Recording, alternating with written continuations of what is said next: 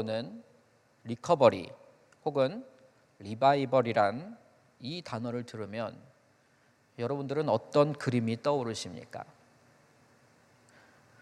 구약 70년의 포로 생활을 마치고 이스라엘로 예루살렘으로 돌아온 이 이스라엘 백성들이 붙잡았던 비전, 이것을 단 하나의 단어로 표현해라 라고 말한다면 이 회복이란 단어를 사용할 수 있을 것입니다. 그도 그럴 것이 선지자 이사야, 예레미야, 에스겔 다 하나같이 어떤 말씀을 선포하였습니까? 포로로 끌려가기 전에 이스라엘아, 너희가 지금은 망하게 될 것이다. 이 심판은 돌이킬 수가 없다. 그러나 70년 이후에는 너희는 다시 이 땅으로 분명히 돌아오게 될 것이다. 하나님이 그 백성을 돌이키시고 다시 회복시킬 것이다. 이 약속이 이스라엘로 하여금 70년 포로 생활을 버티게 한 원동력이 되었습니다.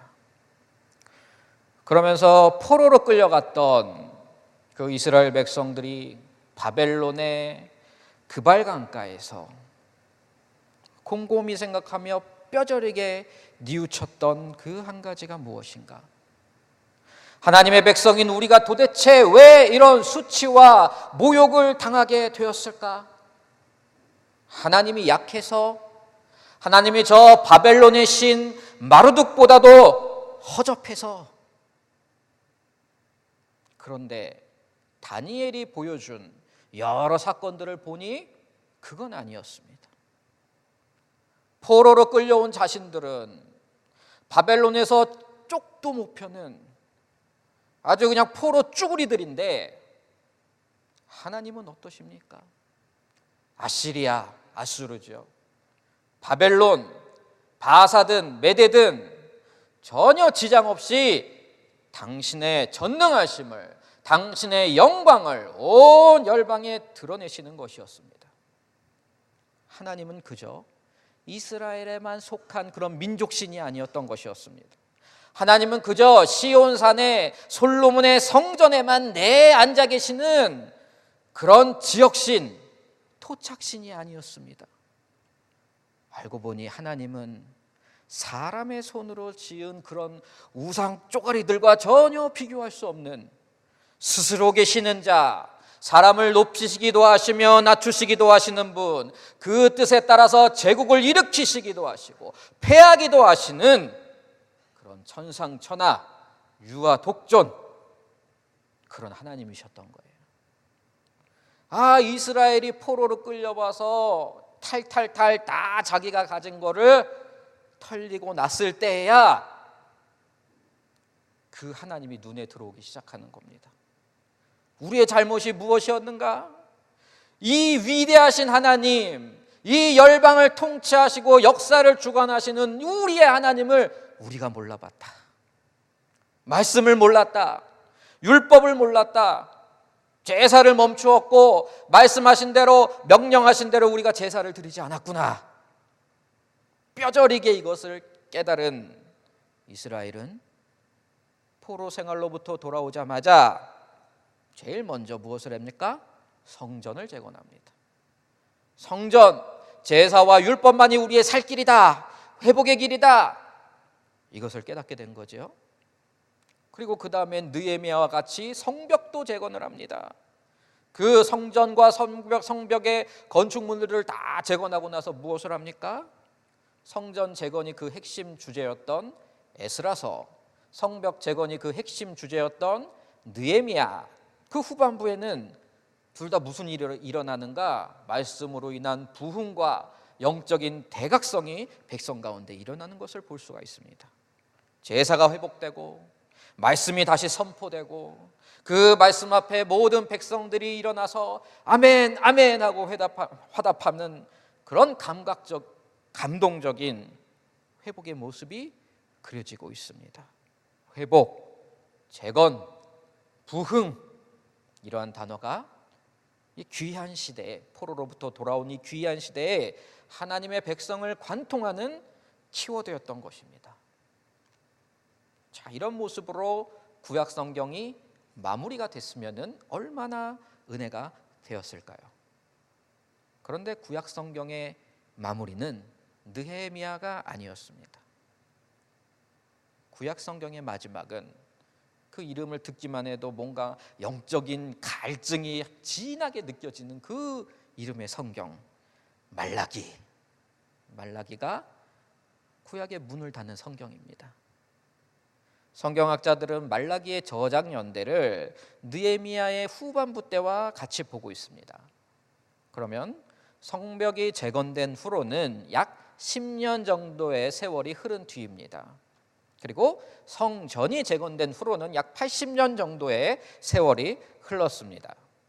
그러니까 꽤 오랜 기간에 걸쳐서 포로가 귀환하기도 하고 성전도 재건되고 제사도 다시 부활되고 성벽도 재건되고 이런 국가의 체계가 조금씩 회복되고 있던 때입니다.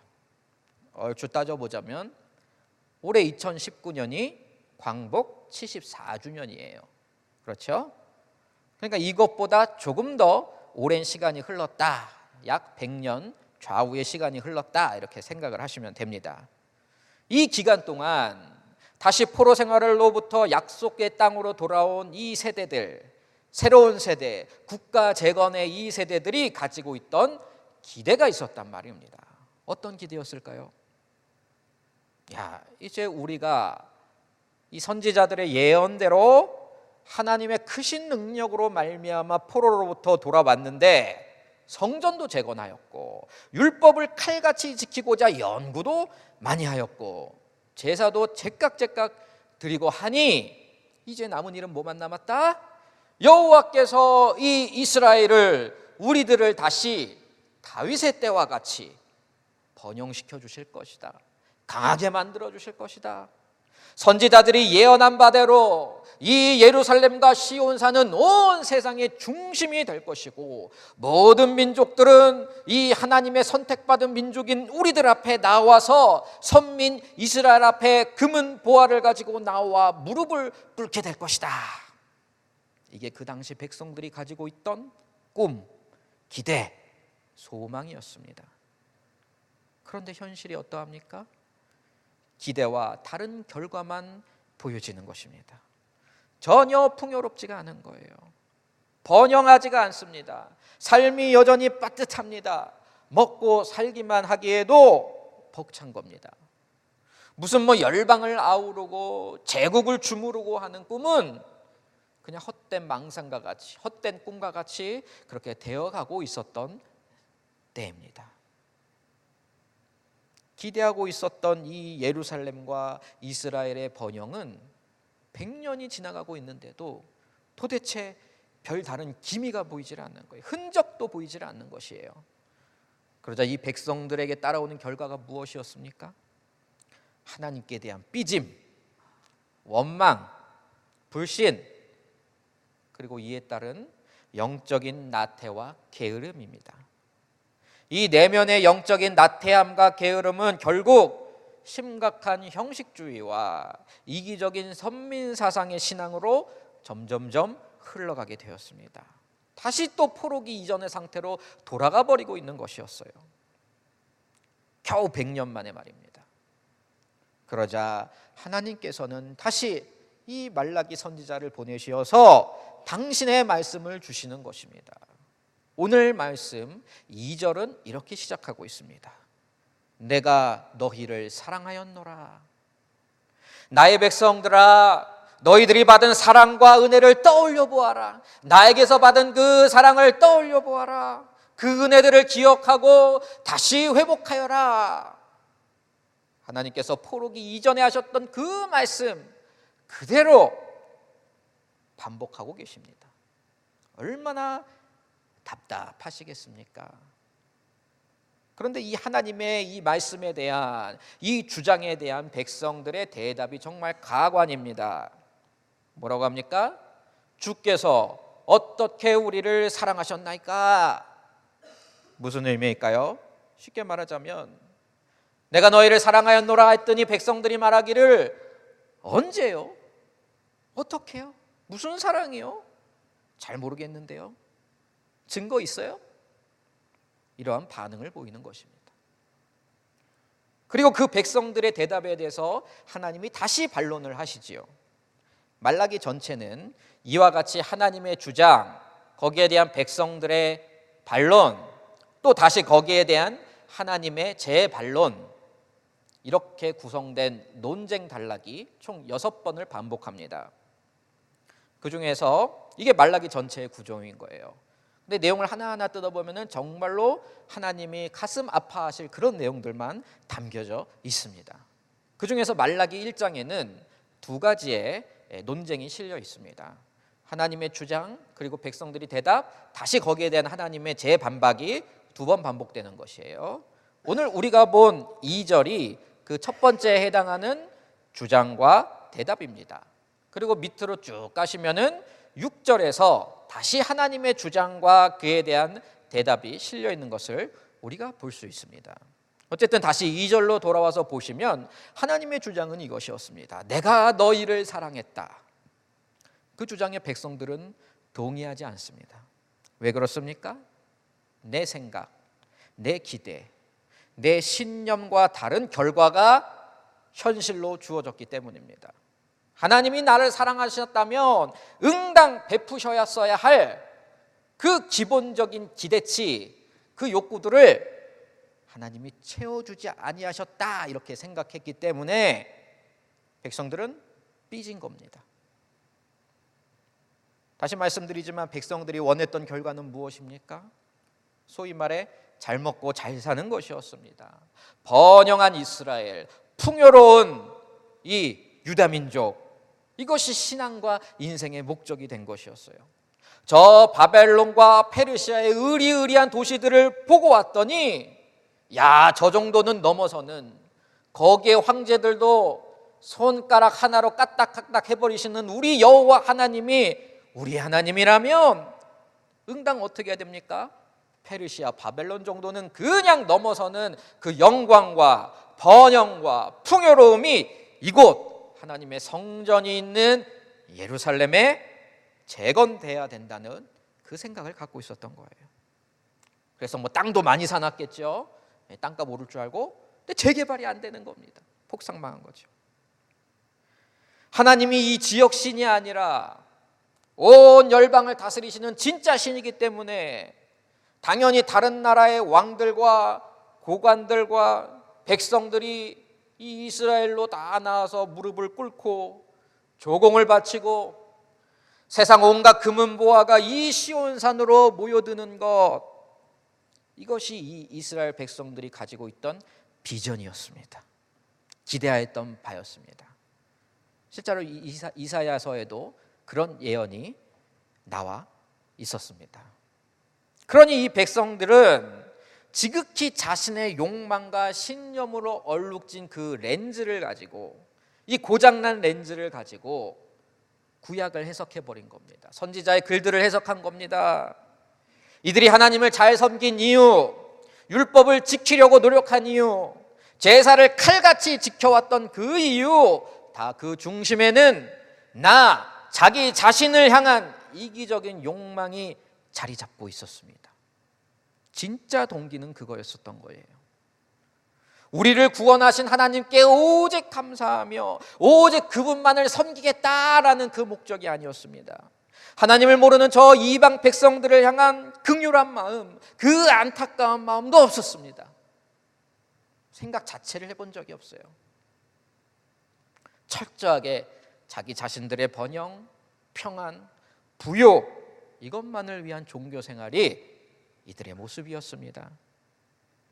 이 시대를 살아가는 우리 기독교인들도 조심해야 될 함정이 바로 이것일 것입니다.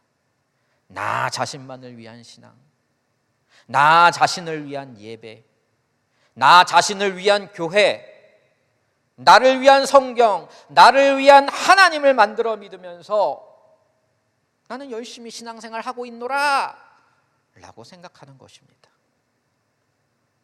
그런데 그 믿는 하나님이, 성경에서 나오는 그 여호와 하나님이 맞습니까? 내가 적용하며 지금 살고 있는 그 성경 말씀이 정말 우리가 지금 함께 보고 있는 이 성경이 말하고자 하는 본래의 그 의미가 맞습니까? 아니면 내 자의적으로 영감받아서 혹은 개인적으로 마음의 감동을 받아서 내 좋을 대로 그저 해석해 놓은 내 내면의 말입니까? 또 이 시대 기독교인들이 교회를 선택하는 그 기준이 무엇이던가요? 하나님이 나를 어디로 보내셨는가? 나의 섬김과 나의 헌신이 필요한 그 자리는, 그곳은 과연 어디인가?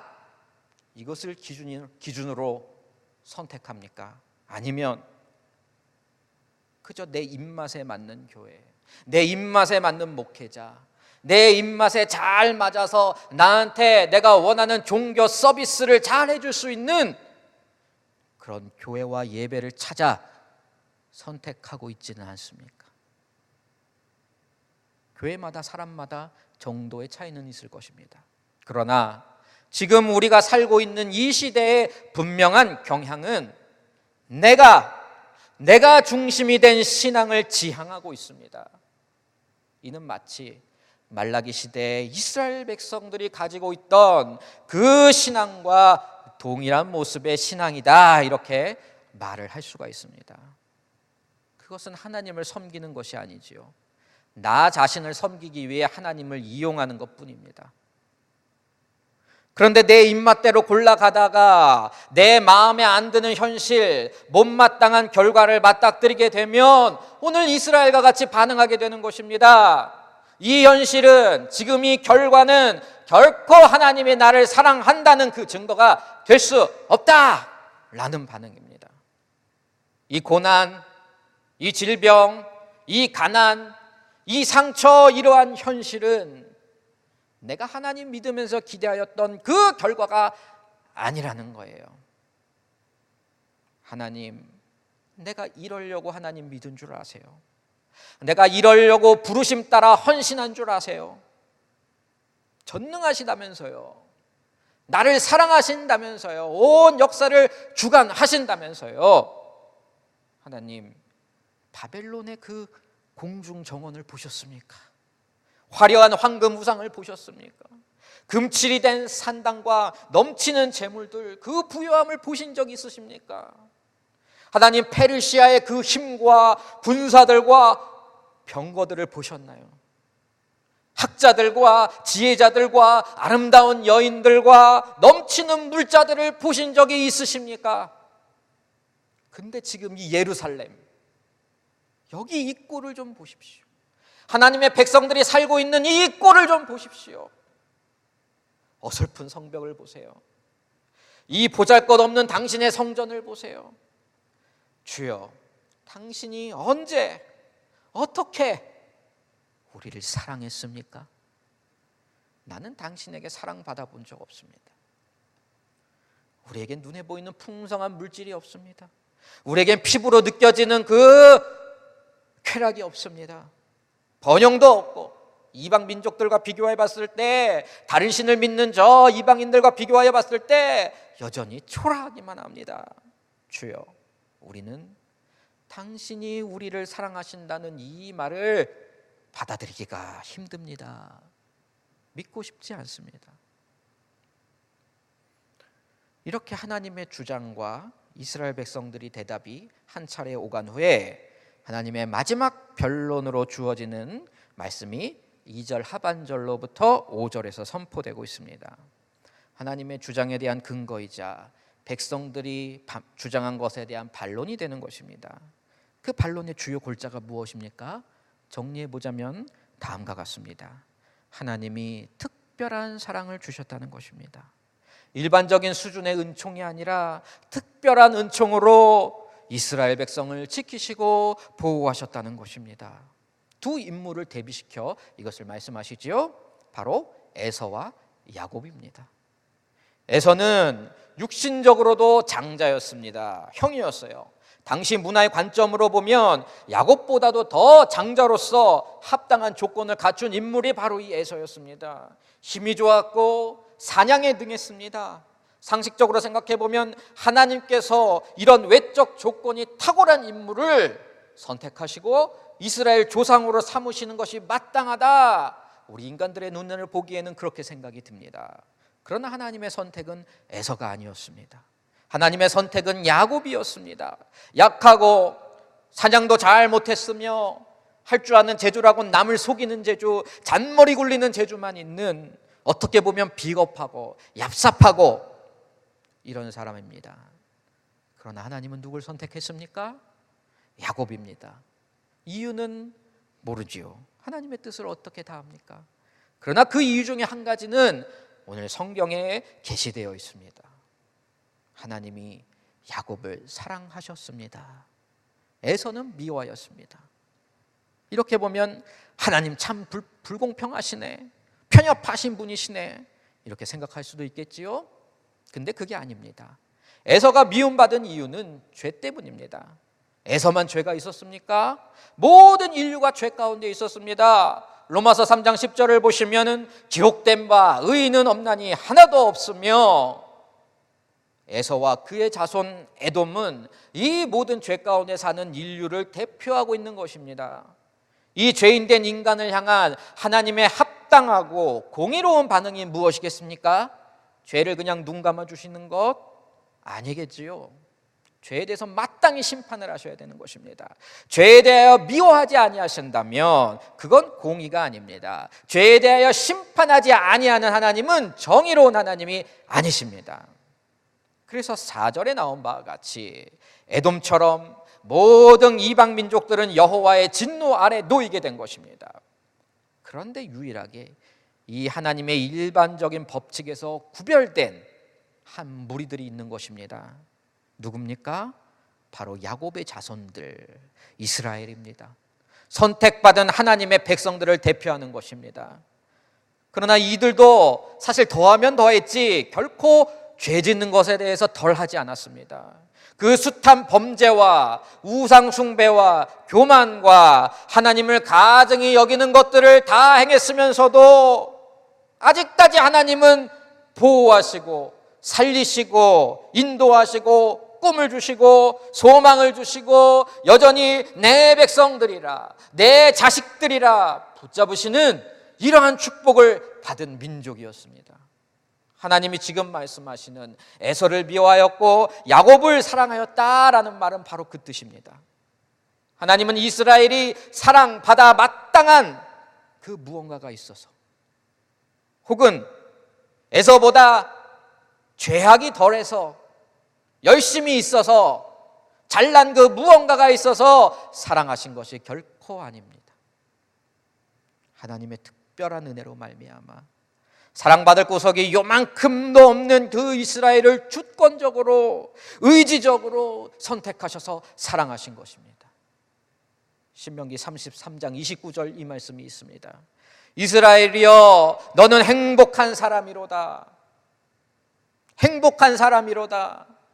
지금 신명기가 선포되는 이 자리는 광야입니다. 아직 분배받은 땅도 없습니다. 내 집도 없습니다. 그 광야 한가운데서 옷도 한 벌밖에 없고 만나와 메추라기만 먹고 있습니다. 그 자리에서 하나님은 선포하시는 것입니다. 너희들은 이미 행복한 사람이로다. 왜냐? 여호와의 구원을 너같이 얻은 백성이 누구냐? 그는 너를 돕는 방패시요 내 영광의 칼이시로다. 이사야 41장 14절 버러지 같은 너 야곱아. 옛날 성경엔 여기 뭐라고 나와 있었죠? 지렁이 같은 너 야곱아 이렇게 돼 있었어요. 지렁이라고 해도 아주 이 지렁이가 살아서 교만해서 펄떡펄떡 뛰니까 새로운 성경 버전에서는 아예 그냥 버러지로 바꿔버린 것 같아요. 버러지 같은 너 야곱아, 너 이스라엘 사람들아 두려워하지 말라. 나 여호와가 말하노니 내가 너를 도울 것이라. 내 구속자는 이스라엘의 거룩한 이인이라. 이 엄청난 대비를 좀 보십시오. 이스라엘의 거룩한 이가 버러지 같은 백성들을 돕고 계시는 것입니다. 이것을 깨닫는다면, 이것을 믿는다면 이스라엘은 하나님께 대하여서 감히 어떻게 우리를 사랑하셨나이까? 라고 반문할 수 없는 것입니다. 이제 이 원리를 우리들에게도 동일하게 적용시켜 보길 원합니다. 하나님이 저와 여러분을 왜 구원하셨겠습니까? 에서보다 잘나서? 세상 사람들보다 잘난 그 무언가가 조금이라도 있어서입니까? 아닙니다. 더 있으면 더한 사람들이 우리들 아닙니까? 모르고 죄 짓는 거랑 알고 고의로 죄 짓는 거랑 뭐가 더 나쁜 놈이겠어요? 알고 고의로 짓는 게 더 나쁜 거 아니겠습니까? 정상 참작도 안 됩니다. 사실 우리가 알고 보면 다 그런 사람들입니다. 하나님의 백성이 그 하나님의 은혜 아래에 있으면서도 죄를 짓습니다. 그런데 하나님이 어찌하십니까? 그 백성에게 한 번 베푸신 은혜를 거두지 아니하기로 작정하셨습니다. 우리를 구원하시고 당신의 친 백성 삼으신 예수 그리스도의 십자가를 단 한 번도 무효다, 취소다, 도저히 내가 못 참고 못 봐주겠다, 좀 유보해보겠다 하지 않으셨어요. 다시 용서하시고 또 용서하시고 또 용서하시고, 우리는 돌아서도 그분은 변치 않네. 우리는 그분을 거절하지만 하나님은 그 마음을 절대로 바꾸지 아니하시면서 끝끝내 우리가 그 사랑을 거절하다가 지쳐서 그 사랑에 항복하고 돌아오도록 마음의 변화를 받아 그분의 백성다운 백성이 되어가도록 우리를 견인해 나가십니다. 아브라함, 이삭, 야곱과 약속하신 그 은혜의 언약을 홀로 충실히 지키셨던 이 하나님께서는 지금 이 시대에도 그리스도의 십자가를 통하여 우리의 모든 죄악들을 그 예수님의 십자가에 쏟아 부으시면서 우리 그 백성과 갱신된 이 언약을 홀로 충실히 붙잡고 계심을 믿으시기를 바랍니다. 우리가 도대체 어떠한 꼴을 하며 살고 있을지라도 이 하나님의 은혜를 안다면, 이 은혜를 깨닫는다면 우리가 오늘 이 이스라엘 백성처럼 하나님께 이런 반문을 할 수 있겠습니까? 당신이 우리를 어떻게 사랑하셨나이까? 내 삶의 고난과 슬픔과 비통함과 아픔들이 쓰나미처럼 밀려온다 할지라도, 상상조차 할 수 없는 그 비극적인 현실이 우리들에게 닥친다 할지라도 우리는 감히 하나님께 대하여 이게 우리를 사랑하신 결과입니까? 라고 말해서는 안 되는 것입니다. 그래도 우리가 그렇게 말할 거 하나님은 이미 다 알고 계셨어요. 그러나 하나님은 그것까지 사랑할 준비 마음으로 이미 다 해놓으셨습니다. 예수 그리스도의 십자가가 바로 그 증거인 것입니다. 내가 그것까지도 사랑하겠다. 내가 선택한 나의 백성은 내가 끝까지 책임지겠노라. 내 백성이 나를 원망하는 것, 나를 의심하는 것, 나를 사랑하지 않는 것 다 감수하고서라도 나는 내 백성에 대한 이 사랑을 결단코 물리지 않겠노라. 바로 이것이 구약의 마지막 성경, 구약의 마지막 하나님의 계시, 말라기의 첫 포문을 열고 있는 하나님의 메시지이자 말라기의 전체를 어우르고 있는 주제인 것입니다. 말라기 3장 6절을 찾아서 같이 읽어보겠습니다. 3장 6절, 시작. 나 여호와는 변하지 아니하나니 그러므로 야곱의 자손들아 너희가 소멸되지 아니하느니라.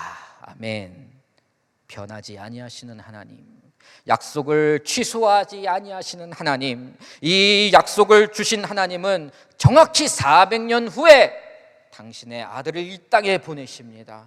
새로운 역사를 시작하십니다. 단번에 완벽히 드려지는 속죄 제사, 곧 예수 그리스도가 희생 제물이 되어 주시는 십자가의 제사를 친히 집례하십니다. 약속하셨던 참 회복, 참 성전, 참 열방의 통치자, 참 예루살렘의, 참 이스라엘의 재건, 이것을 예언대로 성취해 내시는 것입니다. 사랑하는 성도 여러분, 지금 당장 내 삶에 닥치는 어려움, 고난들, 그것 때문에 하나님의 사랑을 의심하십니까? 절망하십니까? 그렇다면 이 말씀에, 이 말라기 말씀에 귀를 기울여 보시기를 바랍니다. 나 여호와는 변하지 아니하노니 너희가 소멸되지 아니하느니라. 할렐루야. 말씀을 마무리하겠습니다. 이번 주 주일은 우리가 추수감사주일로 섬기게 됩니다. 우리 삶에 감사해야 할 이유 너무너무 많지요. 하나하나가 다 감사한 것들입니다. 그런데 혹시라도 그 감사의 이유들이 하루아침에 다 사라진다 할지라도, 여기 이렇게 쌀을 갖다 놓는데 하나님께 바칠 쌀은커녕 내가 먹을 쌀 한 그릇도 없을지라도 우리는 감사해야 마땅합니다. 왜 그렇습니까? 이 하나님의 특별한 사랑 때문입니다. 이미 그리스도를 선물로 주셨고 천국을 선물로 주셨고 영생을 선물로 주셨기 때문입니다. 그리고 우리를 참 성전이요 참 이스라엘 공동체인 교회로 세워주셨기 때문입니다. 이 은혜를 묵상하시면서 오직 감사로 하나님 앞에 서시는 이 감사주일이 되시기를, 그리고 저와 여러분의 모든 인생이 되어지기를 주님의 이름으로 축원드립니다. 함께 기도하시겠습니다.